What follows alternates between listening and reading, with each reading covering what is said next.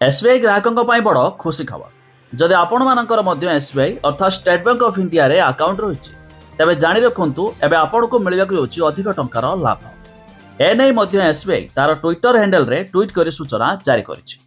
आसतु संपूर्ण अपडेट जानिबा ता पूर्व वीडियो को लाइक करंतु सब्सक्राइब करनथिले एबे सब्सक्राइब करी पाखर थिबा घंटी चिन्ह को दबाइ दियंतु। तबे एसबीआई रे कोटी कोटी यूजर मान पई एसबीआई रे तार ग्राहकों को अनेक गुड़े स्कीम रे मध्य लाभ देइथाय। ठीक सेमिति एसबीआई रो दुईटी स्कीम रे आपण को मध्य मिलिबो अधिक टंकार लाभ। तबे एथिपाई जहार लास्ट डेट रही मार्च मास 31 तारिख। तबे एसबीआई रो एक स्कीम रही अमृत कलश आ एक रही अमृत वृष्टि। तबे अमृत कलश रे आपण निवेश कले आपण को 7.10% हिसाब रे एथिरे मध्य आपण को सुध मिलि थाए। सेपरि सीनियर सिटीजन को 7.60% हिसाब रे सुध मध्य मिलि थाए।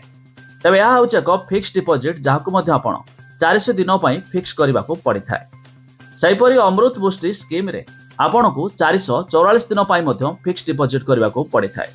तबे एथिरे साधारण लोकन को 7.25% हिसाब रे सुध मिलुथिया बेले सीनियर सिटीजन मानन को 7.75% हिसाब रे सुध मध्य मिलि थाए। तबे दुईटी स्कीम रो शेष तारीख होउची मार्च मास 31 तारीख। तबे आपण मानकर एसबीआई रे अकाउंट अछि कि नै ता निहाती कमेंट करी जणाइबे।